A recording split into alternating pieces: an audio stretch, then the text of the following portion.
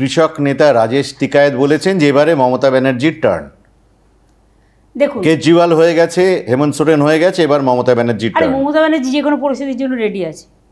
মমতা ব্যানার্জির ঘর যাওয়া জেলতা কোনো যায় আসে না। বাট মমতা ব্যানার্জি সারা জীবন অনেক সংঘর্ষ করেছে, মার খেতে খেতে জিন্দার লাশ হয়ে আমি বসে আছি। কাজে আমাকে ওরা কবে জেলে পাঠাবে সেই ভয়ে আমি বসে থাকার পাত্রী নই। জেলে গেলে তো বরঞ্চ আমি একটু বিশ্রাম পাবো, সারা জীবনে কোনো বিশ্রাম পাইনি।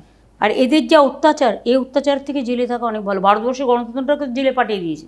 একটা নতুন বিতর্ক হচ্ছে যে কপ্টারে কপ্টারে তল্লাশি বিভিন্ন নেতাদের।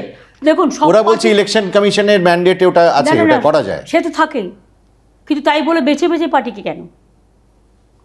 এবার আপনাদের আমি বলি, প্রথমে কম্পিউটার কোম্পানিগুলোকে বলেছে কাউকে বিরোধী দলকে একটাও দিতে পারবে না। দেওয়ার পরও নানা রকম প্রেশার হয়েছে যাতে আমরা প্রোগ্রাম ঠিক মতো করতে না পারি। আপনারা দেখেছেন দুদিন আমার মেশিনও খারাপ হয়ে গেছে, আমিও প্রোগ্রাম করতে পারলাম না। পুরুলিয়া আমি গিয়ে বাইকারে গিয়ে প্রোগ্রাম করে এলাম 7 ঘন্টা জার্নি করে।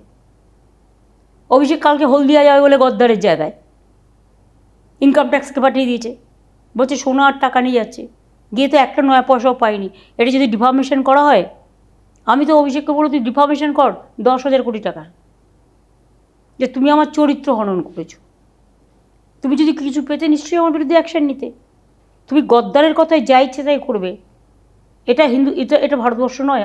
আমি এই দেশকে চিনি না, আমি এই বাংলাকে চিনি না, আমি এই ইনকাম ট্যাক্স চিনি না, আমি এই ইডি চিনি না, আমি এই সিবিআই চিনি না, আমি এই এনআইএ চিনি না। আর কয়েকজন বিচারের নামে বিচারের কণ্ঠকে স্তব্ধ করে দেওয়ার জন্য আমি জাজ নিয়ে বলছি না, জাজমেন্ট নিয়ে বলছি। আপনারা তো দেখতেই পেলেন, মুখোশ খুলে খোলস তো বেরিয়েই এলো। রোজ আমরা পিল করলেই জেল, অন্য কেউ পিল করলেই বেল। একটা চোর ডাকাত গুন্ডা বিজেপি কারো বিরুদ্ধে কোনো অ্যাকশান নেওয়া যাচ্ছে না, টোটালটাই প্রোটেকশনে চলছে, রক্ষা কবচে। ধরুন এই যে এজেন্সি নিয়ে তো আপনি যথেষ্ট সোচ্চার, কংগ্রেসও সমস্ত বিরোধী দলই বলছে। মানুষ তো বিচার করে। রবীন্দ্রনাথ ঠাকুর কেন লিখেছিলেন বিচারের বাণী নীরবে নিভৃতে কাঁদে? কতদিন আগে লিখেছিলেন?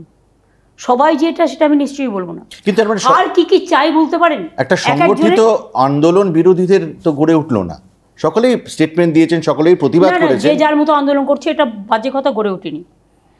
যে যার মতো আন্দোলন করেছে, কেজরির ব্যাপারেও প্রোগ্রাম হয়েছে, আমরাও আমাদের প্রতিনিধিদের পাঠিয়েছি, কারণ আমার তো প্রচার শুরু হয়ে গেছে, এই মুহূর্তে আমি যেতে পারছি না। 21 তারিখে যেমন ঝাড়খণ্ডে প্রোগ্রাম আছে, আমাকে হেমন্তজির স্ত্রী কল্পনা সোরেন ফোন করেছিল, আমি ওখানে 2 জনকে পাঠাচ্ছি। আমি যেহেতু প্রচারে বিজি হয়ে গেছি, আর আমায় যেহেতু লড়তে হচ্ছে কংগ্রেস সিপিএমের বিরুদ্ধে, তাই এক মঞ্চে আমি কী করে থাকবো বলুন? আমি এখানে লড়বো আর ওখানে একসাথে প্রোগ্রাম করব, এটা দ্বিচারিতা হবে নাকি?